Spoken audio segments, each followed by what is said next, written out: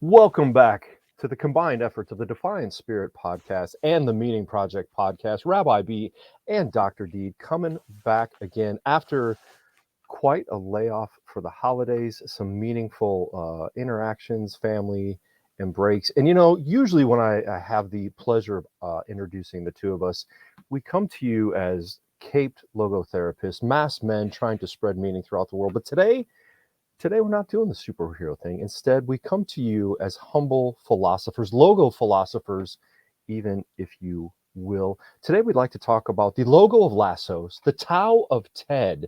That's right, one of our favorite topics, the meaning behind the show Ted Okay, I can't. Folks, we were chatting beforehand, talking about today's topic, and I simply answered B with one of my favorite memes, the great Ted Lasso, saying, word.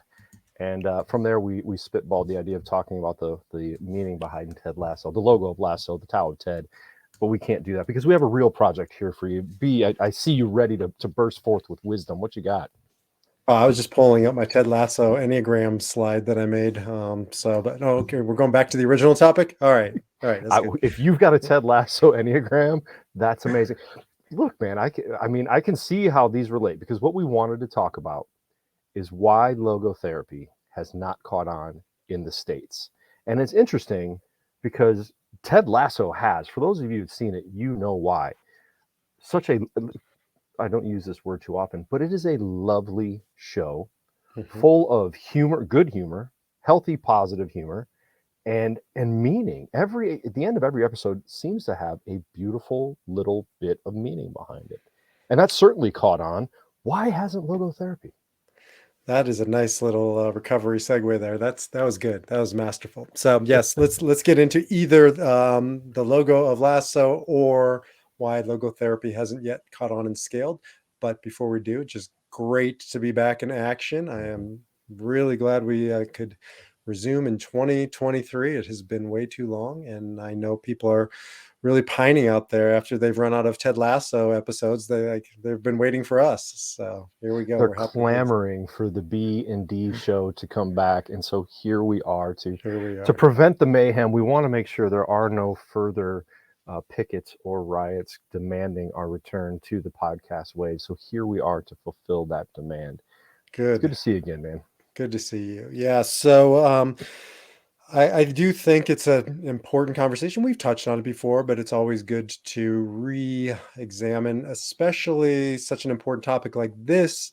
And it's kind of boils down to what I get asked quite often, which is what is logotherapy? Because I've never heard of this thing. I've heard of certainly Jungian psychotherapy.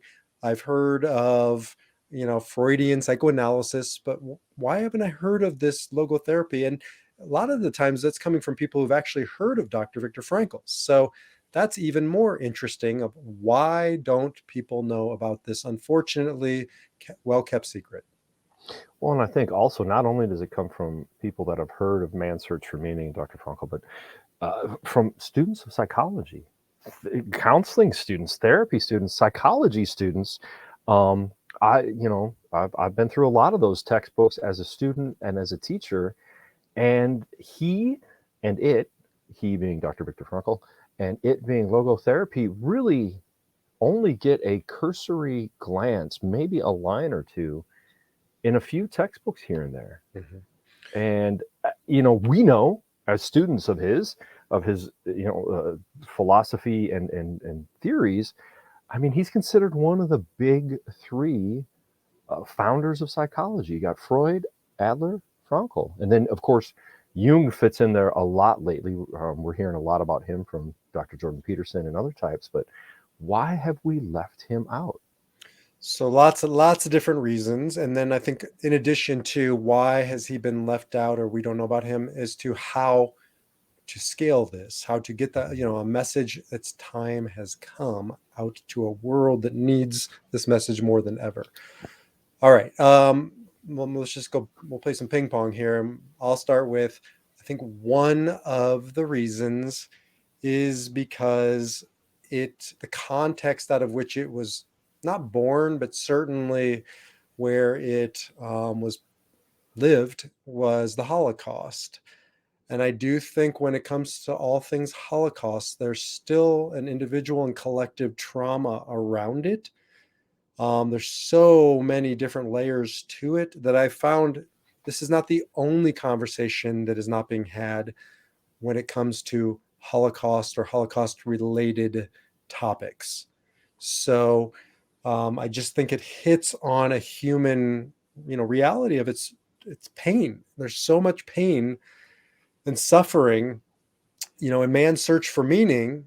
When I recommend it, I get that visceral thing where like, ooh, I read it. Yeah, I'm glad I read it. It was meaningful, but ooh, like, why didn't you tell me ahead of time what I was in for, kind of a thing. Mhm. That's an interesting point. When I was thinking about what we were going to talk about today, that's the big word I wrote down is suffering. And I feel like I actually got some pushback on that just in the past week or two. I don't think our culture in particular, the culture of North America, particularly the United States, really likes to embrace this idea that life is suffering. Mhm. And no matter, I mean, you can go back into just about any ancient wisdom text in most major religions and in most minor religions of the past, and they say similar things. Life is suffering. That suffering is meant to bring us closer to our Creator and closer to each other, because if we didn't have that, we would just be islands of humanity doing our own thing, and that doesn't work well.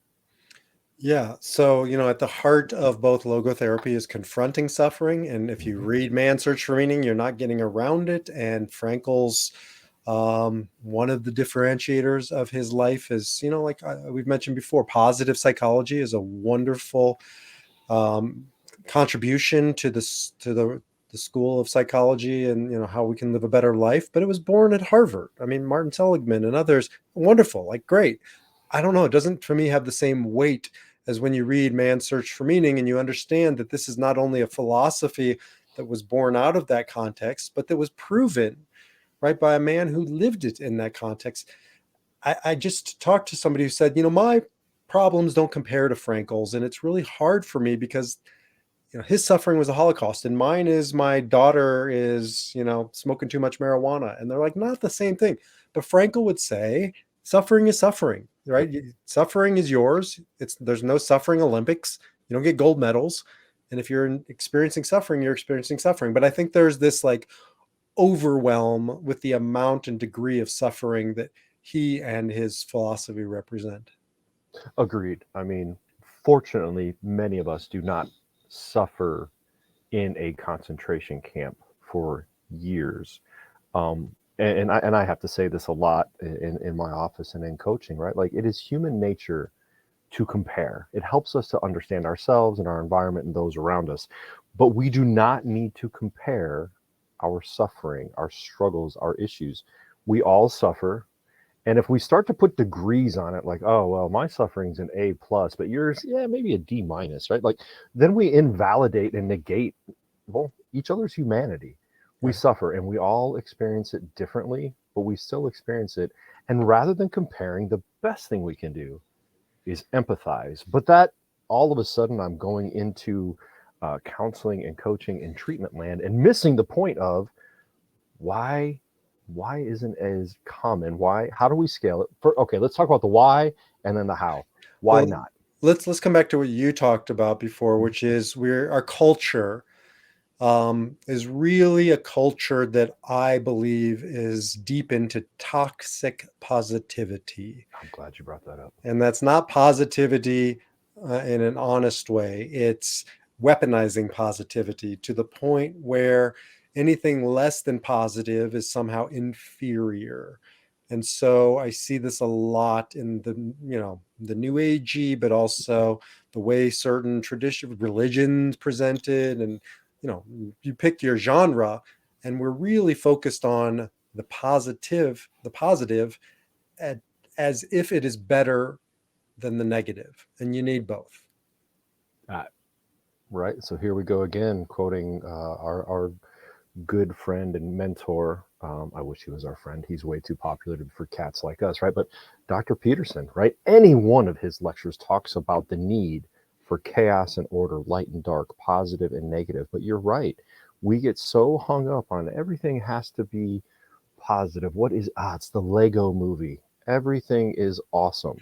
That's utter BS. And the right, the world is falling, the bricks are falling down around them. Everything is not awesome in that movie, but everybody is mandated to sing that damn song. And I feel like that's a lot of what toxic positivity is just following that step by step. And sometimes I know you mentioned weaponizing it, but I've also found sometimes we do it out of ignorance because we are so poor at validating and empathizing and embracing each other's suffering. We just come up with these silly cliches. Oh, everything's going to be all right. That person's in a better place. They're out of pain. We've talked about grief before, and not only weaponizing it, but we use it to make ourselves feel better while the person struggling or suffering feels worse. But it doesn't make us feel better. That's the problem. And I don't say weaponizing lightly. You know, my Hmm. father, as probably most people know, took his own life. And he did it after, from there are many factors in his suicide, but one of them, and I don't talk about this that often just because it doesn't come up, he had watched the documentary The Secret Mm. something like 50 times. We found out afterwards, like an unhealthy amount. I mean, I think once is unhealthy, but it was like clinically unhealthy.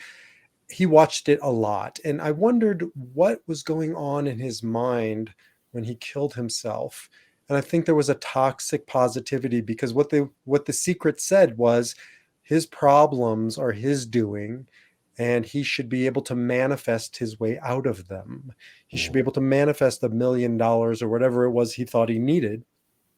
And that's the toxic positivity I'm talking about. Like, bad shit happens to good people, right? That's honest. I mean, as a rabbi, that's only one of the only truths I experienced guiding people through hell, is bad shit happens to good people. That's not negative. That's just true. But if you come from a baseline of there's something wrong with that, and there's something wrong with you for buying into that, well, you're a toxically negative person. Yeah, I hated that damn book. Never got through it. Have a copy laying around somewhere. May have burned it because it's just such garbage. It's multi-million-dollar selling garbage because I think we're all looking for a simple answer. We'll just manifest it. What the hell does manifest mean? Oh, I'm getting tired of that word too. Like, well, if I just think about it long enough, the $1 million will appear. No, you have to bust your tail if you want that to happen, and it may still not happen. But going back to what you were saying, that's the human condition. We talk about the tragic triad in logotherapy: pain, guilt, and death. We all deal with it. We get to choose how we deal with it. And if we choose meaningfully, some cool stuff can happen, maybe, but not always. Well, I think it can happen. I don't know if it's cool, but Frankl's one of his contributions was that if you're back into my dad's situation, or whatever hell you're going through, and Mhm. everybody's going to go through a hell, everybody's terminal listening to this. Hopefully, it's a lot longer runway than not, but Mhm. ain't none of us getting out of this alive. So we all have the darkness to face. Frankl's driving message was, then go into it and find something meaningful. Your meaning, it's in there, right? Become that spark seeker and go into the dark. Mhm. And the secret, all they had to do was say, maybe manifesting is real. I don't know, but that's secondary. First Yeah. and foremost, deal with the darkness, Right. and then go manifest to your heart's desire, but don't bypass the darkness. And I think that may be the second reason why we struggle here to bring this to scale it, to make it more common. Because when you say go into the darkness and discover the meaning inherent there, to make something of it, that reflects on logotherapy's idea of taking responsible action. Mhm. And personally, I believe we are in a time where responsible action, for whatever reasons, we can go into all the history of that, but responsible action is not really in the limelight or favored amongst much of the population. So the idea of embracing suffering and taking responsible action, um, it's easier just to say, well, if I'm going to walk around and saying everything is awesome and manifest $1 million, like, and if that doesn't work, I have prescriptions to take care of that. Sounds a lot easier. So I just read an article, I think it was by Barry Weiss or the Free Press. I'm really enamored with some of these news outlets now that are taking back authentic journalism, which is, like getting into controversial topics and really looking at both sides and presenting it and not just kind of whitewashing it. Anyways, they took on the topic of Sam Bankman-Fried. For those listening, the guy. Well, here was the article. Was we keep calling him a kid, right? And he's presenting himself as a kid. He was even called the Wunderkind, right? Back to Ted Lasso, the Wonder Kid, right? And we're calling him the Wunderkind, this child, but he's not a child. He's 30. But we're creating a culture that is, it's infantilizing. It's taking away responsibility, right? The statistics in this article were just amazing at how we actually are acting like children, far beyond the time when, people came before us were children. Yeah. You're 30 years old. You're not a child, but he's being presented as a child. And I think that comes to your point, Dan, of this responsibility. Like we're deferring and delaying responsibility. Yeah. Well, and how many stories of 30-year-olds do we know that are like choose that infantilized behavior of still living with mom and dad or a single parent in the basement in the dark playing video games? I mean, it's almost become a sad meme in our times of people. Now, fortunately, I get to work with young men that want to do things and are trying to break free of that. But we do hear about that all too often, that refusal, that avoidance. Again, Dr. Peterson lectures on it all the time of avoiding responsibility. But it's not just the kid in the basement. It's the parents upstairs, because I don't anymore. When I was a rabbi, I did funerals nonstop. I would say 60, 70%, a majority weren't prepared. They didn't plan. And sometimes it was 70, 80-year-olds. How do you not prepare for your death?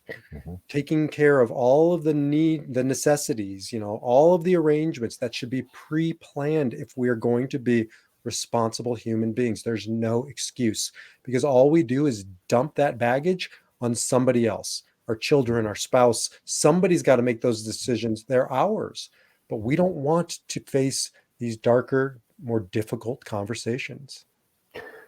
So why is it that idea of facing death, facing suffering, embracing logotherapy and these ideas is more popular my experience has been far more popular in European cultures and even South American cultures? Is it because they embrace these difficulties better than we do? Yeah. Well, there's that. Let's address that. And then let's also address Jungian psychotherapy also gets into shadow work, but I would argue it's not the same thing. It's not what we mean. So let's come back to that. Here's an interesting reality. And I noticed this all the time when I was doing those funerals, and that is that we've outsourced death. Nobody, I wouldn't say nobody. Rarely did I experience a home death by design. Usually it was at a hospice, or it was at a hospital, or it was outside the home. When that happened, the body was whisked away to a funeral home.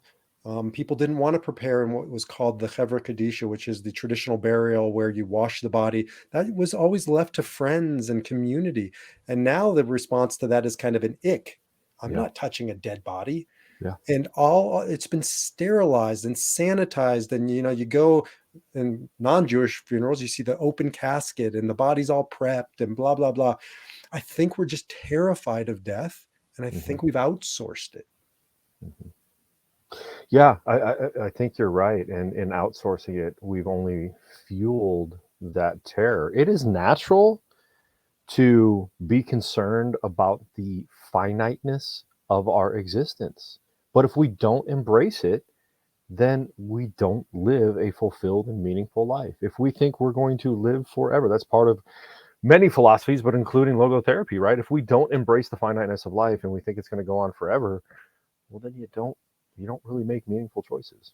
Yeah. And back to your question of why are we avoiding darkness? I think, Ernest Becker's denial of death, I think it permeates so much of our lives. If we can just, eat enough tofu and pump enough vitamins, we'll never die. And bad news, news flash, no matter how much you jog, you're still going to die. So let's confront these difficult conversations. And that's part of the greatness of logotherapy. Mhm. Is we face it, we embrace it, we work through it, we move forward. But this is a piece on our end. We haven't done enough marketing. Frankl called this for a reason height psychology. Mhm. It's not dealing in the darkness. We don't linger there. We don't talk about your bad relationship with your mother for the next 2 years and the darkness that you felt. Mhm. Maybe it's a necessary stepping stone, but it's a stepping stone to get us out of the darkness. Yeah. So before we go into the Jungian shadow, one of my favorite pieces, and I'm sure it's in Man's Search for Meaning as well as many other, he's repeated the story in many of his volumes. I believe this is part of logotherapy in a nutshell, where somebody comes up and says, Dr. Frankl, what is the difference between psychoanalysis and this logotherapy of yours? And he says, well, in psychoanalysis, the patient sits on the couch and talks about their childhood and their mother. And in logotherapy, they actually get to sit in a chair and we look face to face and they talk about what they want to do. And I thought that is, and that's totally a paraphrase, correct me, go ahead and hit me up with any corrections there. But that's one of my favorite stories. Is he first of all, he uses the human spirit and some humor there to say there's a significant difference. Logotherapy is forward facing, to set goals and move into the future, to deal with any darkness and suffering, but to do something about it, to take responsible action. And that's the height psychology, as opposed to, and I'm a fan of Jungian depth psychology. I like shadow work. What is shadow work? Mm-hmm. I think of it as more of an internal suffering as opposed to dealing with the world's suffering. And I think there's a little more self involvement in our society that really can welcome that, but not so much talking about the darkness of starving children in India. That's a darkness I don't talk about often enough. But my own wrestling with my inner demons, that's a little more in vogue, because Mm-hmm. I think it really directly impacts me. And then I think we start to get into the selfish nature of it when it crosses from um, important work to sort of a mental emotional masturbation, Mm-hmm. right? Like it's just self-satisfying at some point. And I see this as a shadow with shadow work, because people I know have been doing it for decades, Mm-hmm. right? Stuck in the shadow work, doing this inner work. And at some point, Frankl would have said, you got to rise above that. You got to do more than self-actualize. You got to self-transcend. Yes, the time of self-actualization is behind us. I believe that was the 80s and 90s, as everybody was trying to self-actualize. And what we've learned is if we self-transcend, if we serve others in a meaningful way, we will reach self-actualization. Now, I do want to go back to one phrase you used that I've used not as prolifically as I would like in my career, but when it does come up, it's such a satisfying phrase to use, and that is mental masturbation. What does that mean to you, B? I mean, I think we encounter that way too much, and hopefully some people got a chuckle out of that. But I think we see it all too often. People getting stuck in that repetition of pleasurable Yeah. rumination, I guess is the word.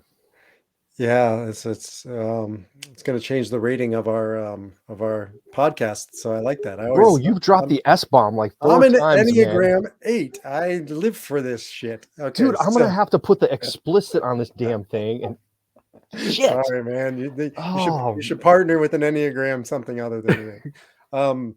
So I think it was Shmuley Boteach. He's a well-known rabbi. He wrote some great books on the topic of sex, but he said, we have a misnomer and we call people sex addicts in this day and age, especially men. I think men are responsible for like 90% of porn or something like that.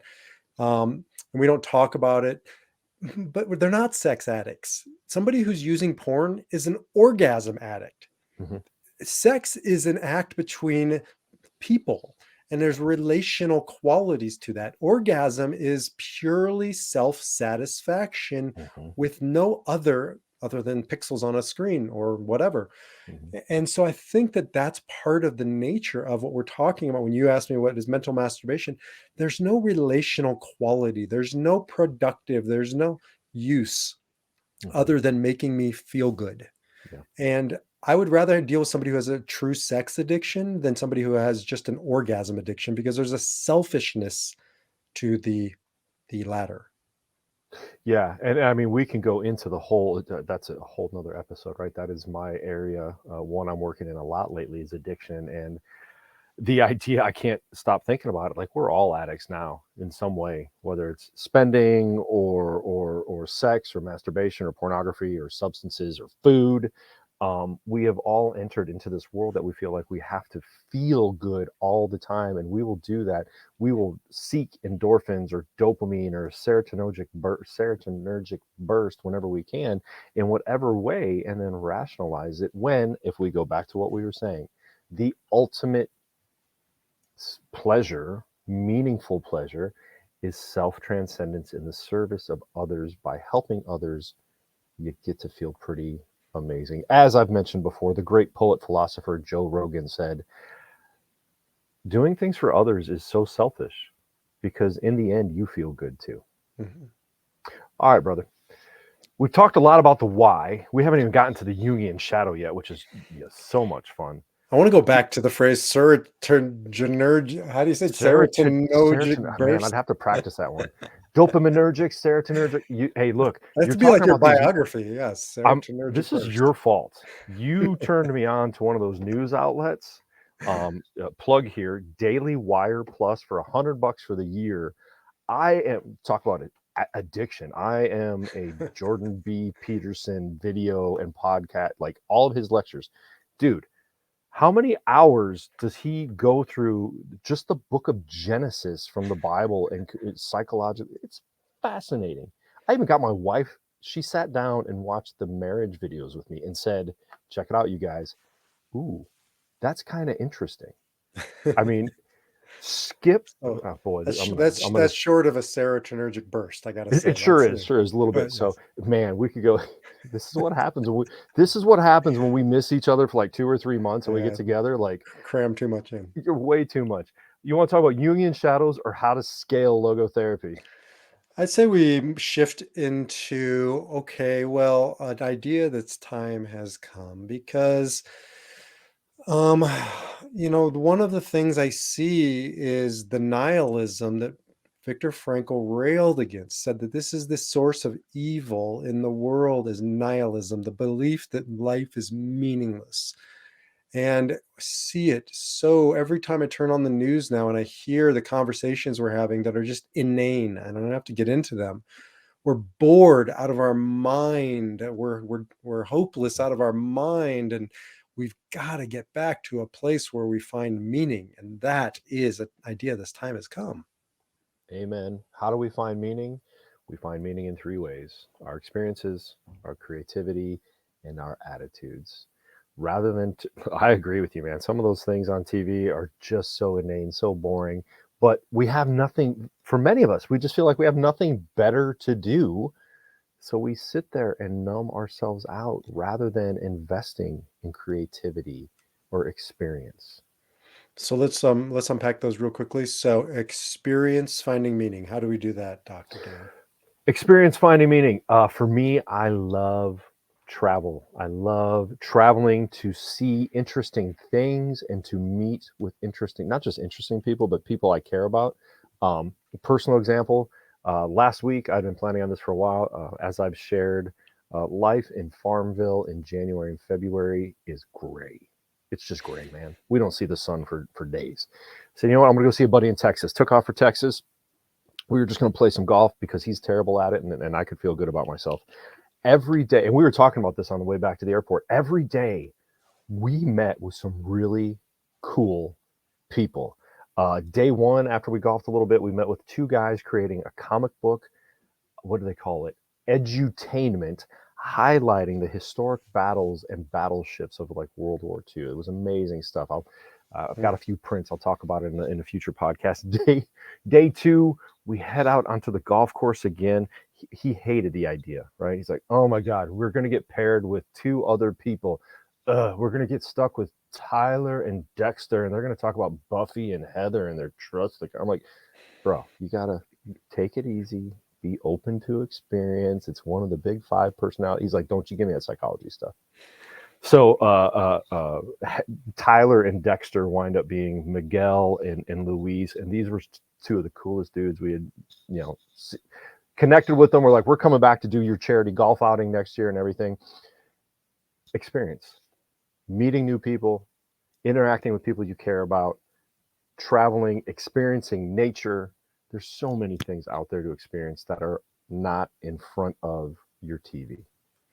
So experience opens the possibility of discovering meaning, Mm-hmm. right? And breaking out of our little ruts and routines. And now more than ever before, we're in these just narrow little box of, I see like people walking down the street. You're missing the experience, right? Like you're gonna fall in a pothole and you're missing. Or I was at a cafe and they just had a sign up that said, "There's no Wi-Fi here. Pretend like it's 1990." And talk to each other. Yeah. And you go to a cafe and you look around, like people are even sitting with a date or something and they're doing this. I'm probably guilty of it too. I try Mm-hmm. not to be, but I am. So we're missing out on the meaning of the moment, which is really at the heart of why this is Mm-hmm. an idea's time has come. Yeah. Okay. When you allow yourself to experience new people in their uniqueness, to transcend the self out of your phone, it can be it can be disastrous. Don't get me wrong. There was somebody that I really didn't want to talk to at the airport bar that told me their life story.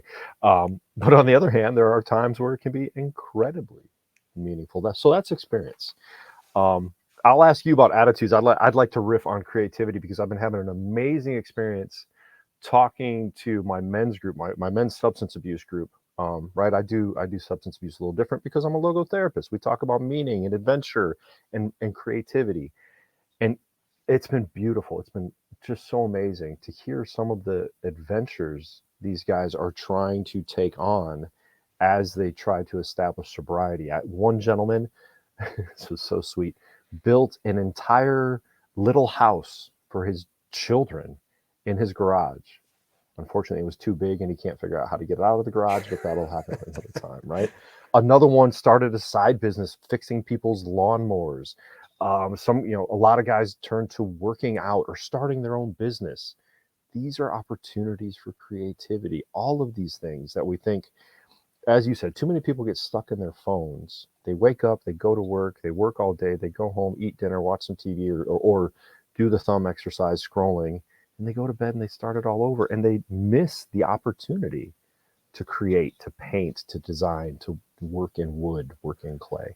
And the thing I would add to that is, Frankl and logotherapy talk about that as a spiritual activity. Mm-hmm. And that's, I think, a big point of all of this. It's not just you're being imaginative, Mm-hmm. it's that this is spirituality. I'm so sick and tired of talking about spirituality as if I have to go do yoga or sit in meditation or go to a church or synagogue. Like that can be for me, Mm-hmm. going to some of those places is the opposite. I Mm-hmm. don't feel spiritual, but that's not what spirituality is. Spirituality is engaging in this process of discovering meaning. And what happens when we start talking about, yeah, I am a spiritual being, I'm a spiritual practitioner, I discover meaning. Mm-hmm. People would look at you like, what are you talking about? Well, I Mm-hmm. believe it resonates with people when you talk about that's a spiritual act for you. Like for you doing this, golf might be a spiritual act. For me, it's not. For me, it's doing this. But that's a spiritual pathway or a deeper relationship with my spirit, my essence. And Mm-hmm. that is needed now more than ever before. Yeah. We One other learn thing, through. Oh, go ahead. the book, because you mentioned Genesis, the word Adam, right? People know Mm-hmm. the name Adam. It comes from the Hebrew word adameh, which means I will imagine. And that's one of the differentiators between us and an animal is we have the ability to imagine a possibility that doesn't yet exist. Yeah. So we are imaginative beings. And I think we're just talking about helping people reconnect to that essence. Yeah. And I would challenge anybody out there listening to this that says, that Bible is just a collection of terrible stories and they don't mean anything, to check out Peterson's lecture. I mean, we're talking like 15 2-hour lectures on that book, and understanding what just that idea there, what that word means, how it came from a combination of cultures to form this story, that has survived for thousands of years and has significant meaning, whether you believe in religion or not. It has significant spiritual meaning for who we are today. Just another simple idea. The name of God, I don't care what, God is not a name you're going to find anywhere in the Bible. But when Moses says to God, "What's your name?" God's response is Ehiyah Esher Ehiyah, which means I will be that I will be, which means the moment you try and freeze me, make me static, that's not me. And I think that that's really what Frankl was getting at, which was living in that vitality, in that creative process. That's divine. But when you get stuck, that's the pathway to hell, in my Yeah. experience. And I think people really are longing for energy and movement and experience that we're talking about. Yeah, as you said, there are so many examples of to create is divine. It taps into our essence, our spirit, and meaning. And when we're not creating, when we live that life of wake up, go to work, go home, scroll, rinse and repeat, we rob ourselves of that opportunity. And I believe that's why we have so many people on antidepressants. You're not depressed. You're just doing the same thing that doesn't have You're any meaning. bored. You're bored. Go find some excitement. As the good Dr. Peterson says, man, I've been listening to him too much. Too many quotes on Peterson today. But you got to have an adventure, man. All right. How do you find meaning? Experience, creativity. Take it away. What in the world are our attitudes, and how do we find meaning in our attitudes? I just had this conversation, coffee this morning with a friend of mine, and we were talking about his greatest fear is that he grows old and, his mind still works, but his body shuts down. His friend died of ALS, very extreme example of that. And the thought of just lying there and not having any ability to experience, to create. And we talked about, but you always have your attitudinal. And in that moment, when you don't control your circumstances, which honestly is all the time, you don't control your circumstances, you control one thing. You have power over one thing. And this to me is the greatest takeaway of logotherapy. You are powerful beyond belief if you own that one thing, and that is your ability to choose your response. That's it. There's nothing else I need to live a meaningful life. And when people get that, I mean, not just understand it, like, oh, that's a cool idea. When you get it, when you live it, when you're at the stoplight and the person cuts you off and you want to give them the bird and you choose not to, like, that's power, right? That's a trivial example, but all day, every day, pay attention to all the circumstances where you find yourself reacting. You can choose to respond. And that to me is powerful. And even in that trivial example, that small example is the spark of what we can do in bigger situations and circumstances. That's when everybody can understand and have a choice. We will all face greater circumstances than somebody cutting us off at the red light. And we get to choose every time. So how do we find meaning? Experience, creativity, attitudes. All right, man. So why let's wrap it up with why is this an idea whose time has come, or how do we scale this message? Yep. Yeah, that's a great question. Shoot, we both paused at the same time. I'm scared. How do we scale it? Well, look, you and I are trying to do that all of the time through the work you're doing with the Defiant Spirit and the Enneagram. You can't help but let logotherapy leak through. I do it on a daily basis, trying to share it with people and this podcast and my writings. And it's working a little bit. How do we do more? I would issue this. I would say, I would challenge anybody listening to this. First of all, share it, right? I know that's the cheap podcasting, like go ahead, share, like, blah, blah. But no, seriously, if you believe in what B and I are talking about, help get this message out there. Share this podcast with other people. Share both our podcasts with other people. But even, well, that's pretty easy to click a button and do that. But even a bigger challenge, go buy 2, 3 copies of Man's Search for Meaning. Give it to a couple people you care about, a couple people that might be suffering and struggling, and saying, hey, let's do a little book club together.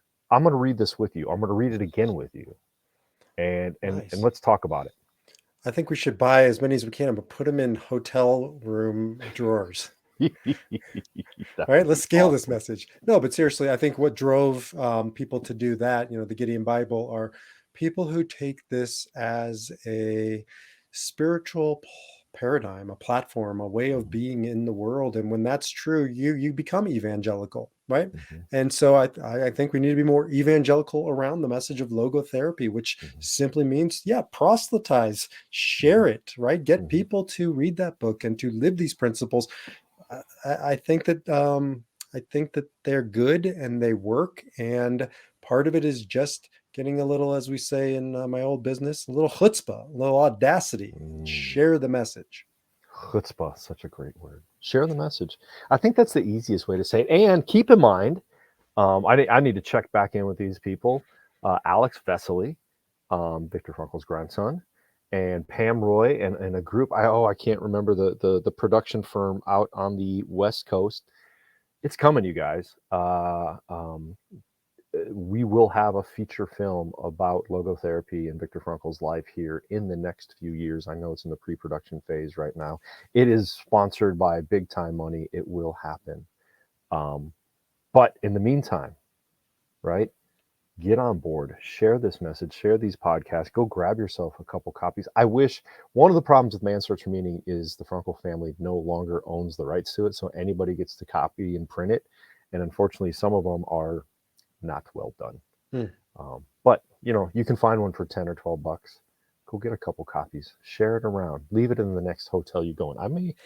I like that idea. I was big on doing that with the Doctor and the Soul. One of my favorite fanboy stories. Last time I went, God, here he comes again. Watch out, you guys. You know what's coming, right? I went to go see Dr. Jordan Peterson speak a few. Well, we both did last year, and I made sure I grabbed a copy of Doctor and the Soul. And when I shook his hand, I handed it to his wife, Tammy. I said, Tammy, if you could pass this on to him. So That's a hopefully, great idea. Yeah. yeah. Share the love, share the message. And lastly, I would say to any practitioners of logotherapy, we have got to become more creative, Hmm. integrating this in different ways and different, aspects of whatever we're doing. Hmm. I was at yoga this morning, and it just felt like, man, this would be great if you integrated logotherapy messages into the yoga practice. Because she was talking about some new pop, author. I thought, what a great opportunity. So there's 1,000 of those. How do we start integrating this message into other systems? Because I think that's also why this can scale. Dr. Frankl, I don't believe, conceived of this as a closed system. He Hmm. was not the Steve Jobs of psychotherapy, right? Where, Right. Apple is a closed system. Nobody can break in from the outside, Hmm. but he designed it to be, to work with other traditions and systems. Yeah, it is as I've written many times, it is an adjunct, an outstanding and perfect adjunct to just about any issue, any form of psychotherapy. And so I would take that, not only practitioners of logotherapy, but look, all you counselors, psychologists, and therapists and coaches out there, get yourself a copy. Learn some of these principles and share them around. You're only helping yourself and your clients out there. And you know what? I would challenge, I may know a few teachers, and if you guys haven't read this one yet, maybe it'd be a good one because you could pass this on to your students as well. We know students are struggling right now in the wake of the COVID pandemic. If you can share a little bit of meaning with these kids or students or adults, like, man, what an impact you might be able to have. And lastly, I'll say, challenge to you. Maybe you need to start the Meaning Project certification where you're doing some training and teaching. I'm happy to be an adjunct professor, but you're dedicated your life to this work, and I think people could come and study with you. So I'm putting that It's out there. coming. There's some stuff coming this year incorporating logotherapy and the MBTI, but as you know, the governing bodies of logotherapy might frown upon that. But hey, if you want to learn more, there's a school down in Abilene, Texas, the Graduate Theological Foundation, now Sarasota, Florida, offers us certification where I am an adjunct professor. So there's a lot of opportunities out there. You do not need to study the Dan Fran School of logotherapy, But but you if you want should, you to, should, you should, you you should. should. You should Um, because it would be a lot of fun, and you get Rabbi B as an adjunct. So I mean, and bonus. and I'm very proud of, behind me. You see the Defiant Spirit, which is taken directly from Dr. Frankl's work. But I believe I have the only Dr. Viktor Frankl logotherapeutic infused Enneagram system, right? It's built on his philosophy, his work, and it uses the Enneagram. So if you're interested in the Enneagram, you will get both the Enneagram and the work of Dr. Viktor Frankl. And I'm very proud of that work. Dude, that is so badass. I'm taking that. I'm making sure we hit the explicit, but I think I've been watching that. I know I have my link because there are doubts that I'm an Enneagram 1, so I need to go back in and look at that. But I've been watching you cultivate that, and it is so amazing. I know the Enneagram continues to gain popularity, but it truly is a beautiful device for self-understanding. And you being a master of it, I hope people, take a look. Where can they find out more about that, B? Thanks, buddy. Defiantspirit.org. Defiantspirit.org. Defiantspirit.org to find out more about what I'm up to in the upcoming Logotherapy MBTI combination. DanielAFranz.com. You know it. It's DanielAFranz.com. I think we just like organically went into a wrap there and wrapped this session up, B. It's always a pleasure, my brother. Thank you.